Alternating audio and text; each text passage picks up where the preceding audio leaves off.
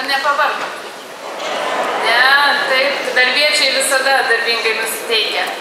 Taigi, brangus partiečiai, gerbiami šio suvažiavimo delegatai, garbūs svečiai, ministrė pirmininkė, prezidentė, gerbiamas Valentinai, visi čia, kurie mus aplankėte. Sveikinu visus su antruoju darbo partijos visuotinių delegatų suvažiavimo bei mūsų visų bendros veiklos 11-ųjų gimtadienių. Su gimtadieniu visus!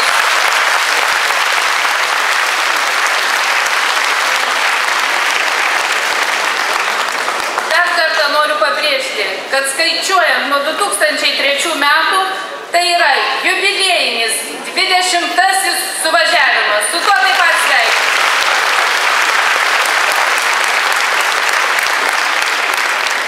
Labai džiaugiuosi, kad šiandien čia yra daugiau nei 2000 delegatų, kurie atstovauja 60 skyrių ir kurie susirinko pažymėti metų pasiekimus ir pradėti naujus darbus valstybės vardan. Toks gausus jūsų dalyvavimas tikiu rodo, kad darbo partija yra didžiausia politinė jėga, norinti ir galinti spręsti svarbiausias Lietuvos problemas, nebijanti prisijimti atsakomybės. Reikia pažymėti, kad situacija Lietuvoje per pastaruosius metus iš tiesų pastebimai pagerėjo.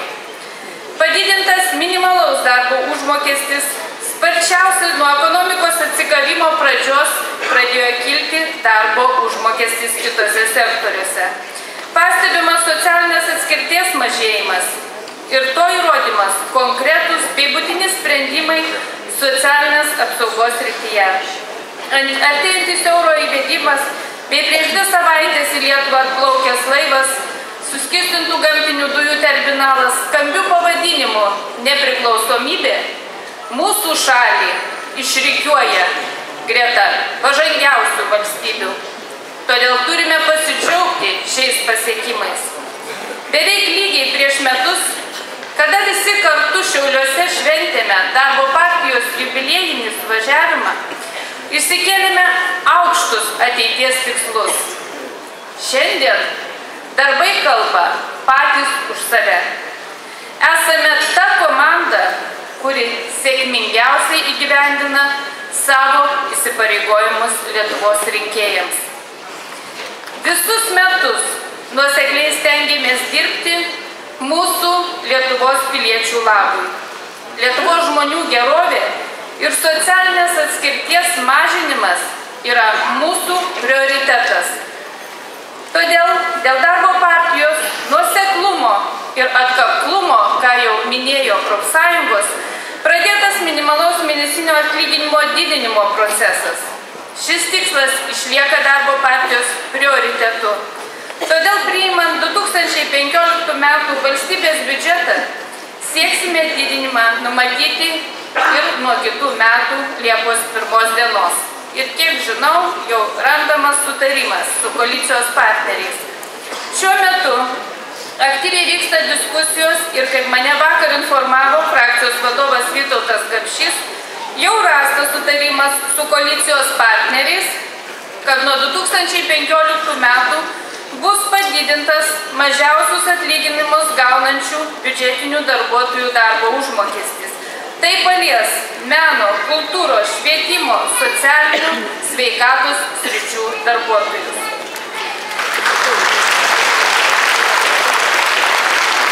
Po ilgų diskusijų su koalicijos partneriais rastas sutarimas dėl konservatorių ir liberalų vadovavimo metu nusavintų pensijų grąžinimo.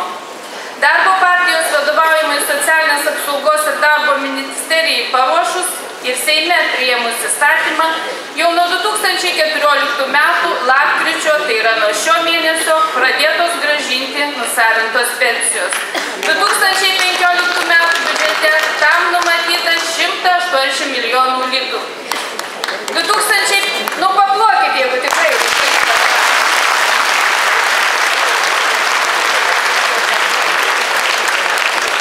2015 metais surastos galimybės bazinės pensijos ir draudžiamųjų pajamų didinimui.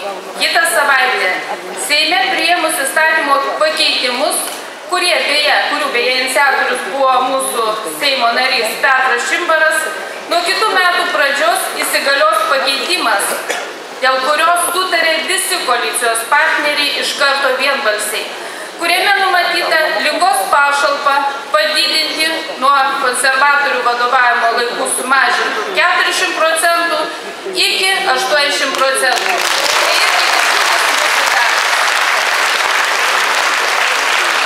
Darbas kartu su koalicijos partneriais. 2014 metais sparčiai pradėjo mažėti nedarbas ir lyginant su 2012 metais jis sumažėjo daugiau kaip 15%. Žemės ūkis yra viena iš pagrindinių Lietuvos ūkio sričių, todėl džiaugiamės, kad pavyko susitvarkyti su netikėto kiaulių maro protrūkio padariniais. Stabilizuota kritinė situacija susidariusi dėl Rusijos taikomų apribojimų žemės ūkio produkcijai. Po Rusijos embargo įvedimo Lietuvai aktyviai pradėjus ieškoti naujų rinkų, žymiai išaugo produktų eksportas į naujas šalis. Tai didelis darbo indėlis visos vyriausybės, bet reikšmingiausias turbūt mūsų ministrės Virginijos Baltraitienės ir kitų komandos narių.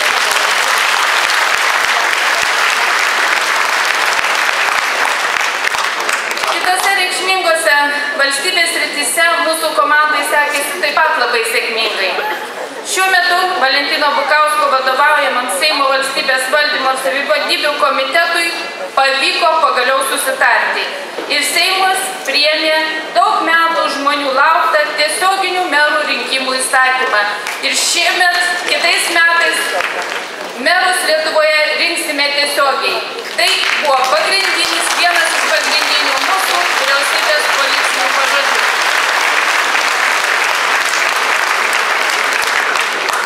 Dangutei Mikutienei, vadovaujant sveikatos reikalų komitetui ir pagaliau visus įtikinus Seimo narius, man atrodo, daugiau kaip 4 metus teko dirbti šį darbą, buvo priimtas Nacionalinio vėžio instituto įstatymas, kuris leido išsaugoti Nacionalinio vėžio institutą ir tai yra labai svarbu mūsų žmonėms susidūrusiems su sunkia negalia.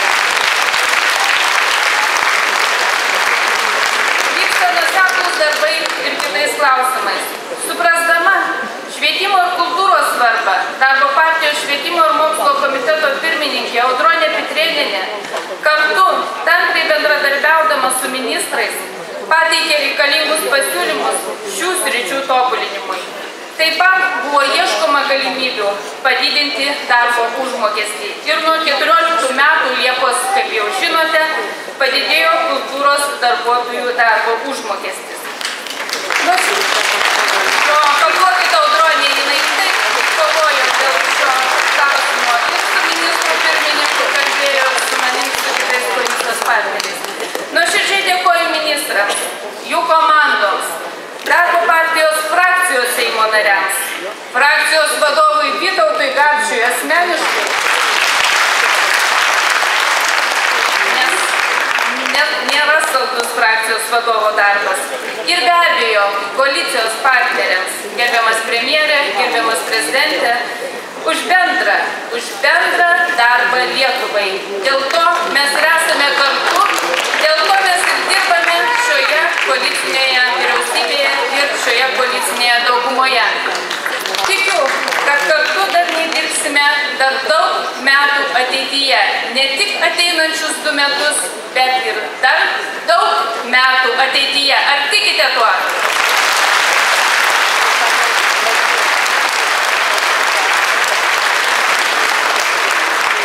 Aš supratau, kad mes darbui pasiruošę. Tikiu, kad koalicijos partnerių, taip pat partijų nariai tą patį mums atsakys. Kadencija Seime tik įpusėjo. Džiaugiamės nuveiktais darbais, tačiau turime dar nemažai iššūkių. Daug asmenų, kurie dėl įvairių praeities ir gyvenimiškų aplinkybių dar gyvena skurde. Tai vieniši seneliai, ilgalaikiai bedarbiai, dažnai jauni žmonės, kurie neretai renkasi emigracijos kelią. Pensijų minimalios algos dydžiai vis dar neatspindi kainų augimo tempų arba pažvelgius į mūsų ES valstybės jų dydžių. O dėl senėjančios visuomenės ir konservatorių vyriausybės nepamatuoto pajamų karpimo jautriausioms visuomenės grupėms negalime iš karto taip sparčiai išspręsti visų šių problemų taip, kaip norėtume. Taip pat vis dar aktualios išlieka žmogaus teisių pažeidimo problemos, ypač išryškėjančios politinėme kontekste. Tai įrodo ne tai, kad jau kuris laikas Seime parlamentarams ir net koalicijos partneriams pritrūksta drąsos išnagrinėti grupės mūsų narių kreipimąsi į žmogaus teisių komitetą.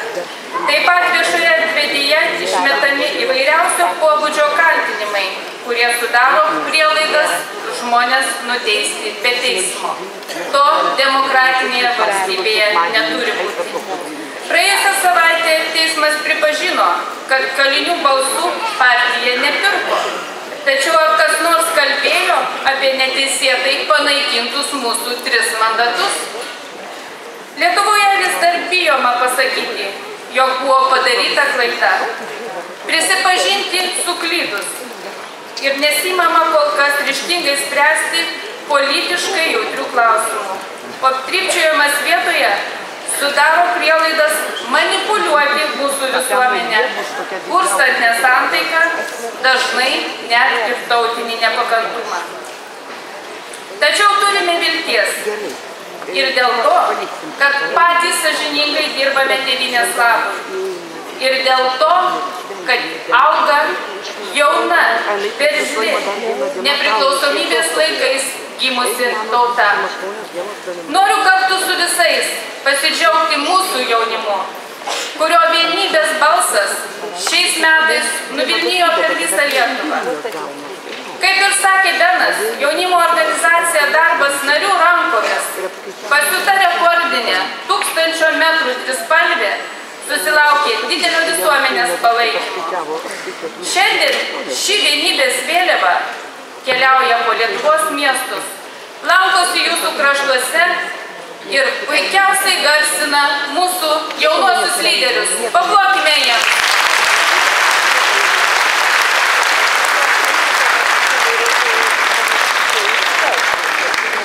Visos darbo partijos vardu ir manau, kad turiu teisę, jeigu sutiksite suvažiavimo vardu, noriu paprašyti Beno perduoti jaunimo organizacijos Darbas nariams mūsų darbiečių padėką jaunimui.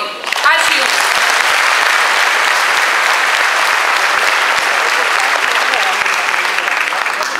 Džiaugdamasi tuo ir noriu pabrėžti, kad vienu iš ateities prioritetų turime laikyti mūsų jaunosios kartos ugdymą.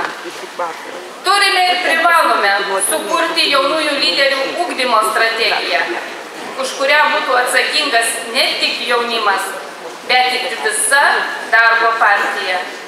Mes turime paruošti jaunąją kartą dalyvauti valstybės valdyme. Mūsų įdirbis ir jaunų žmonių įtraukimo į politiką skatinimas tebūna pavyzdžiu visoms kitoms partijoms.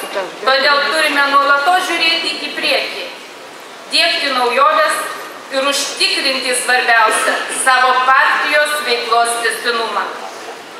Visi iki šiol nuveikti darbai nacionaliniu ir regioniniu lygmeniu leidžia stipriai atsispirti ir pradėti naują etapą.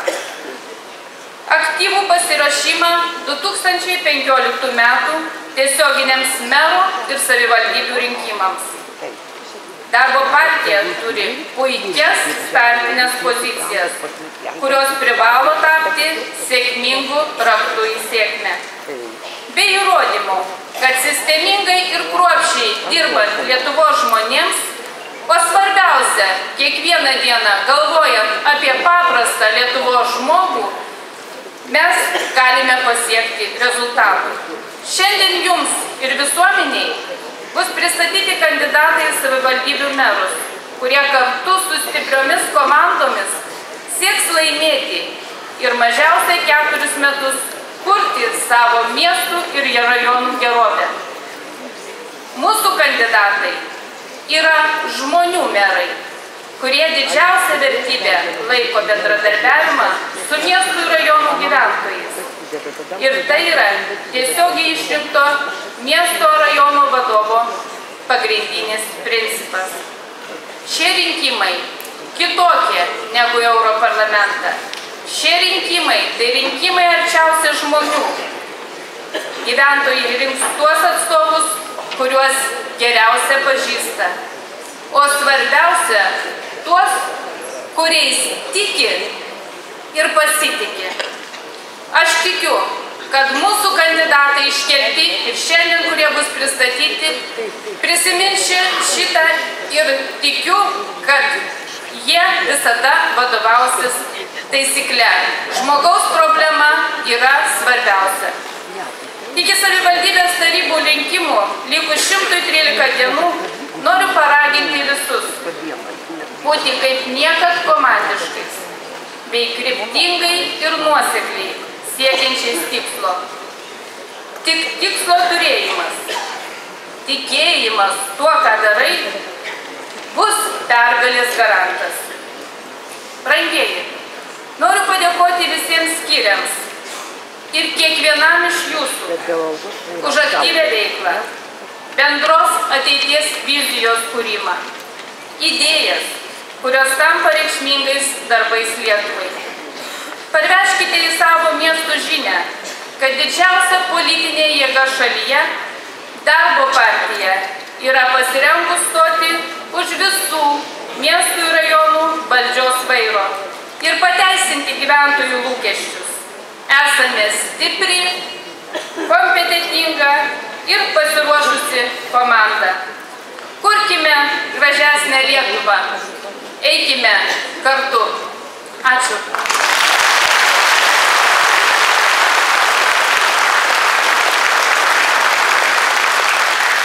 O dabar dar labai trumpai svečiu, jeigu dar porą minučių. Labai iškilmingas momentas. Gerbėmieji, Darbo partija Lietuvos politikos keliu sėkmingai žvengia jau 11 metų.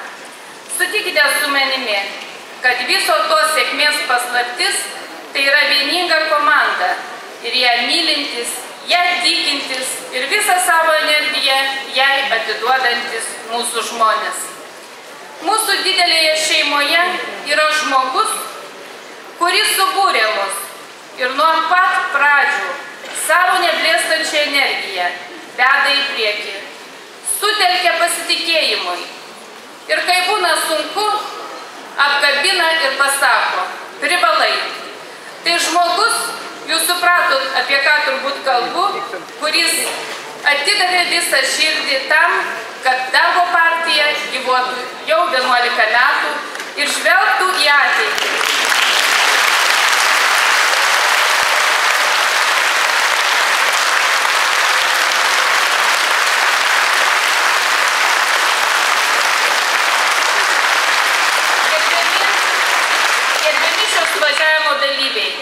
Leiskite visų Darbo partijos narių vardu už didelius darbus ir tikėjimą, begalinę meilę kiekvienam partiečiui, už atiduotą visą save šiai mūsų šeimai, auksinį Darbo partijos ženklelį įsekti Darbo partijos garbės pirmininkui Viktorui Uspaskichui.